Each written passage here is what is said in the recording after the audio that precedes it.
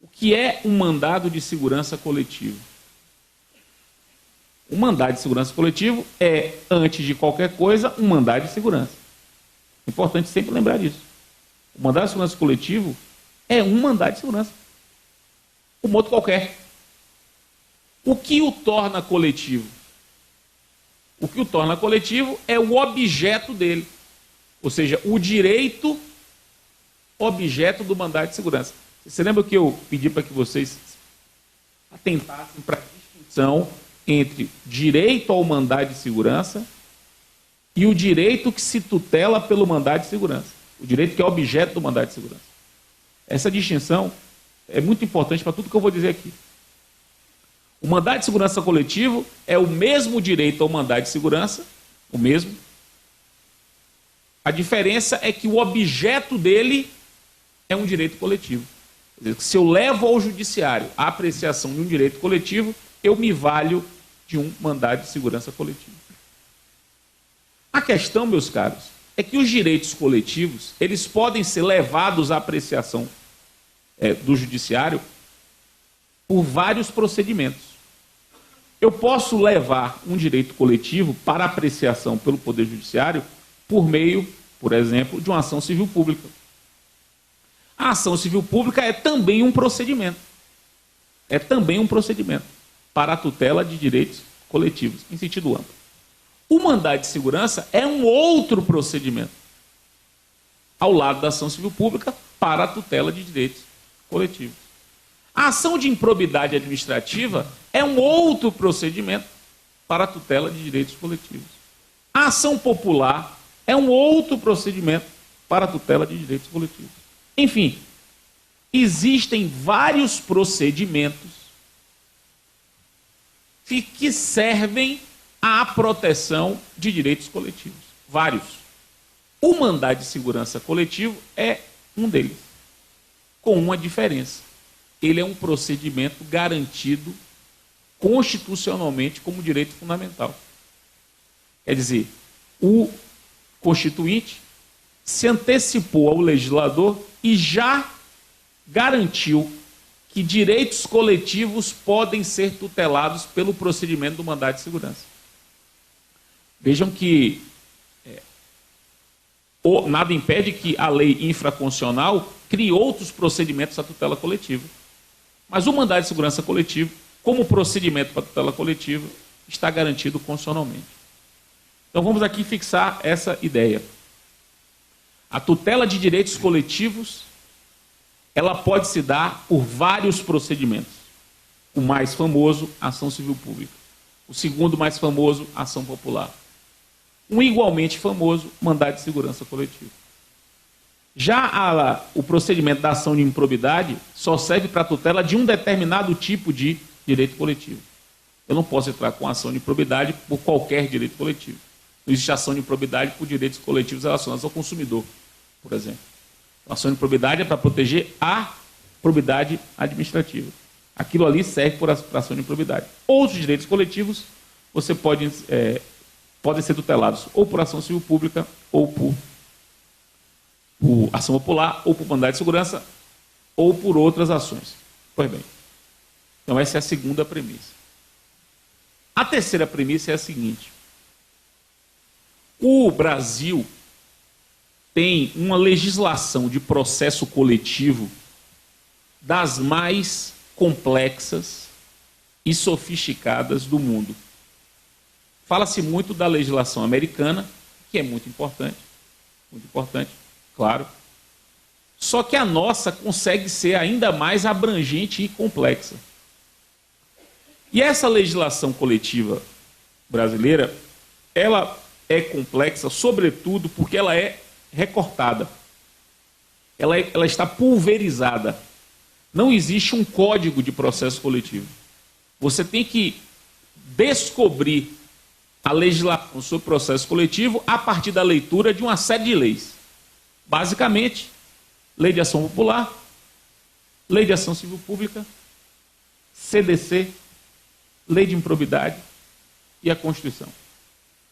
Depois que você lê essas diversas leis, você consegue tirar delas um sistema de processo coletivo no Brasil. Sobretudo a Lei de Ação Civil Pública e o CDC.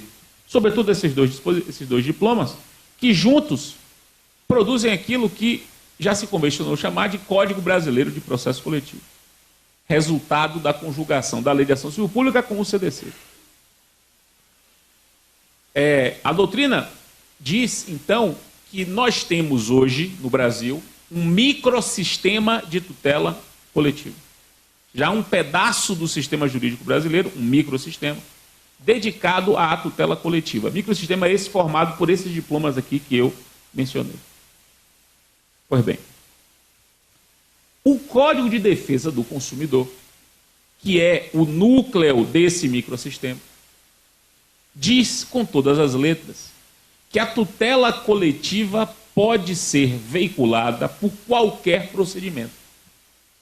Quer dizer, o direito coletivo, ele pode ser objeto de qualquer procedimento, qualquer um, inclusive o mandado de segurança, que, ademais, está garantido constitucionalmente. Quer dizer, se não houvesse a previsão constitucional do mandado de segurança coletivo, vamos imaginar que não haja, o CDC, ao dizer que a tutela coletiva poderia ser realizada por qualquer procedimento, automaticamente autorizaria que você se valesse do mandado de segurança para a tutela do direito coletivo. Porque vigora entre nós, meus caros, vale a pena anotar isso, vigora entre nós o princípio da atipicidade do processo coletivo. O processo coletivo no Brasil é atípico. Ou seja, você pode se valer para a tutela coletiva de qualquer tipo de procedimento. Isso está garantido no CDC. Pois bem. Então, o mandado de segurança coletivo nada mais é do que uma ação coletiva. Uma ação coletiva submetida a esse microsistema da tutela coletiva, que eu mencionei aqui, com a diferença do procedimento do mandado de segurança. Quer dizer, o que o mandado de segurança coletivo em que o mandado de segurança coletivo se distingue de uma ação civil pública? Ele se distingue pelo procedimento apenas. Só pelo procedimento. Porque o conteúdo é o mesmo, a coisa julgada é a mesma. É uma ação coletiva tramitando por um procedimento especial, que é o procedimento do mandado de segurança. O mandado de segurança coletivo é uma ação coletiva submetida ao microsistema da tutela coletiva do direito brasileiro. Pois bem, o mandado de segurança coletivo, previsto expressamente na Constituição de 88, ele chegou até 2009, portanto, 21 anos, plenamente efetivo, sendo utilizado na prática, estudado, e não havia lei que o regulasse. Por que não havia lei? Ou melhor, porque, a despeito da inexistência de lei, o mandado de segurança coletivo, durante 21 anos, era aplicado. Porque havia a lei do mandado de segurança, que dizia o que é um mandado de segurança, e havia o microsistema da tutela coletiva, que disciplinava as regras do processo coletivo. Para que mais? Se o mandado de segurança coletivo é um mandado de segurança e uma ação coletiva, se eu sei o que é um mandado de segurança, está disciplinado, e eu sei as peculiaridades da tutela coletiva, advindas do microsistema, não havia necessidade de mais nada. Como não houve necessidade de mais nada. Durante 21 anos, repito, 21 anos, o mandado de segurança coletivo, apenas com a sua previsão constitucional, funcionava no Brasil. Até que veio a Lei 12.016. Essa que é objeto da minha palestra. A Lei 12.016, ela foi recepcionada pela doutrina brasileira com rara unanimidade. Rara unanimidade. Todos odiaram a lei. Todos. Não sei se... Eu vou contar uma coisa para vocês aqui. Vocês vão pensar que isso é um esforço retórico de minha parte para poder conquistar vocês na hora do almoço. Mas não é. O que eu vou falar aqui é a mais pura verdade. Essa lei é de agosto de 2009. agosto de 2009. Quando saiu essa lei, eu fiquei tão mal, mas tão mal, fiquei tão baixo astral, que eu fiquei 3 meses sem escrever. Eu não escrevi, não consegui escrever. E a minha depressão, certamente eu devia estar passando por algum problema. Certamente. Que foi, essa lei foi apenas uma razão objetiva que me fez entrar em depressão. Que, à medida que os livros iam saindo sobre a lei, e cada um pior do que o outro, porque as pessoas já tinham feito o livro antes da lei sair. De modo que quando a lei sair, eu já sou o primeiro a refletir sobre a lei. Isso é um terror, porque eu ficava assim, né? A lei é uma desgraça, mas o que salva é que nós temos uma doutrina de 70 anos sobre mandado de segurança. São 70 anos de mandado de segurança. Então, a doutrina vai alimentar a jurisprudência e vai impedir que atrocidades sejam cometidas. Pensei eu. Até que eu vi a doutrina nova sendo publicada. Aí eu fiquei traumatizado demais. Fiquei mal. Trabalhei com isso, né? Obviamente, trabalhei e resolvi escrever sobre um aspecto. Eu só escrevi sobre um aspecto dessa lei. De lá para cá não escrevi mais nada. Eu só escrevi sobre mandado de segurança coletiva. Porque tudo tinha limite. A ruindade tinha limite. E eles conseguiram. Ficou muito claro que realmente. Eu falei isso, eu vou repetir aqui para vocês, meus caros. É muito difícil imaginar como o regramento do mandado de segurança coletivo dessa lei poderia ter sido pior. Eu já pensei muito. Como é que o legislador infraconstitucional poderia ter legislado pior do que ele fez?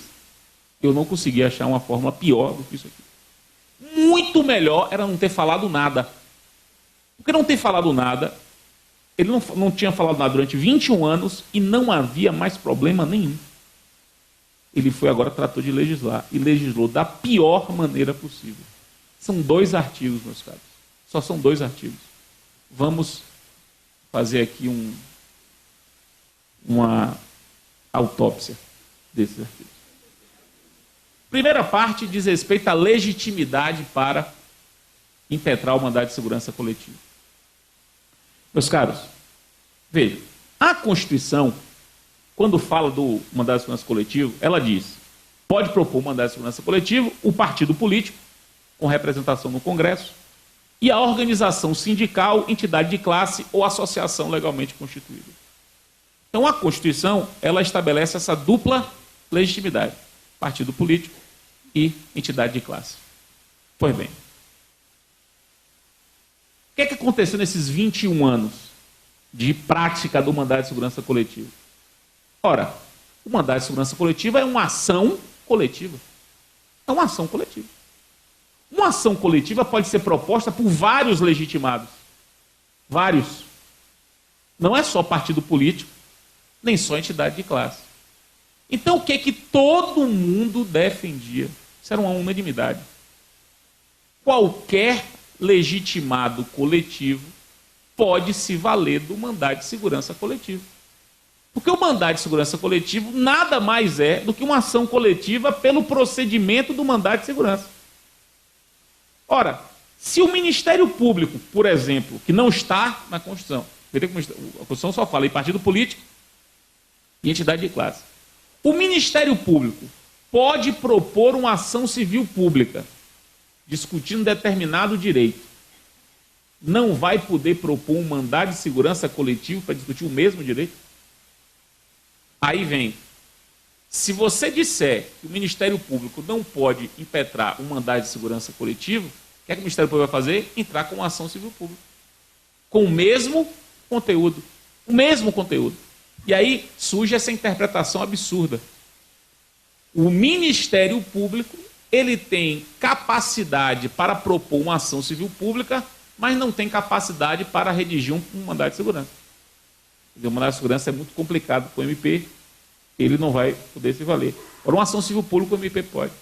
Quer dizer, o direito coletivo, que tanto pode ser objeto de uma ação civil pública ou de um mandado de segurança coletivo, conforme eu expliquei para vocês. Não poderia ser objeto de um mandado de segurança coletivo se o impetrante fosse um Ministério Público, ou uma associação civil, ou um ente público, uma união, um município, uma autarquia, que podem propor ações civis públicas. Ora, então o que é que a doutrina dizia? Dizia, isso que eu estou dizendo aqui era tranquilo. A previsão constitucional de legitimidade para entrar com mandado de segurança coletivo é um piso constitucional. É um piso. O Constituinte estabeleceu aqueles em que indiscutivelmente podem propor, podem se valer do mandado de segurança coletivo. Indiscutivelmente. Nada impede que essa ampliação, essa legitimidade, possa ser ampliada pelo legislador infraconstitucional. Porque a interpretação dos direitos fundamentais deve ser feita dessa maneira. Os direitos fundamentais são um piso, não um teto. Tanto é verdade que em 1990, 2 anos depois da Constituição, vem o CDC, amplia os legitimados da tutela coletiva e diz que qualquer procedimento serve à tutela coletiva. Ora, isso que eu estou dizendo para vocês, meus caros, era tranquilo. Todo mundo sabia que pode propor mandado de segurança coletivo qualquer ente que tenha legitimidade para tutela coletiva. Qualquer um. Ministério Público, Defensoria, PROCON, etc. Desde que o objeto da tutela coletiva tenha relação com ele. O que é que acontece? 21 anos depois, ao invés de a lei regular esse assunto desta maneira, o que é que a lei fez? Reproduziu a Constituição. E ao reproduzir a Constituição, faz com que surjam 300 lições doutrinárias dizendo, agora vem um legislador e diz claramente que só partido político e entidade sindical podem propor mandado de segurança coletiva. E aí, 21 anos de compreensão sobre o assunto, pela falta de percepção ou de conhecimento de quem redigiu a lei, se limitou a reproduzir o texto constitucional, podem ter ido por água abaixo. Porque nada impede agora que alguém diga que o Ministério Público propondo um mandado de segurança coletiva, ele não tem, entre aspas, legitimidade para isso. Quer dizer, aí veja que coisa interessante, né? O direito coletivo, cuja missão de proteção é institucional do Ministério Público, não pode ser tutelado por um direito fundamental que é o mandado de segurança. Quer dizer, isso é uma interpretação razoável? Isso é absurdo. É absurdo. Então, meus caros, esse é o primeiro ponto de lamentar, primeiro ponto de lamentar na lei do mandado de segurança, na parte do mandado de segurança coletivo, quando ela se limita a reproduzir o que diz a Constituição, ignorando toda a evolução sobre o assunto que demonstra que qualquer legitimada tutela coletiva pode entrar com mandado de segurança, que nada mais é do que um procedimento outro para a tutela do direito coletivo. Além disso, meus caros, a lei infraconstitucional, essa lei que eu estou comentando, ela trouxe uma novidade. Aí sim uma novidade. Quando a Constituição menciona o partido político, diz que o partido político pode impetrar o mandado de segurança coletivo e ponto. E pronto. Partido político com representação no Congresso Nacional pode impetrar mandado de segurança coletivo e pronto. Vem a lei e diz o seguinte: ela, em vez de, neste ponto, limitar-se a transcrever o que está na Constituição, exigiu que os partidos políticos só poderiam entrar com mandado de segurança coletivo na defesa de seus interesses legítimos, relativos a seus integrantes ou à finalidade partidária. Ou seja, restringiu o mandado de segurança coletivo impetrado por partido político, fazendo uma restrição que a Constituição não fez. Ela pegou o texto constitucional, em vez de reproduzir, colocou uma vírgula, desde que o mandado de segurança coletivo diga respeito aos interesses dos seus filiados ou os interesses partidários. Isso me parece uma inconstitucionalidade. Me parece uma restrição sem qualquer justificativa. Sem qualquer justificativa. Sobretudo, quando, pela jurisprudência do Supremo, partido político, para entrar com a ADIM, por exemplo, não tem que demonstrar pertinência temática.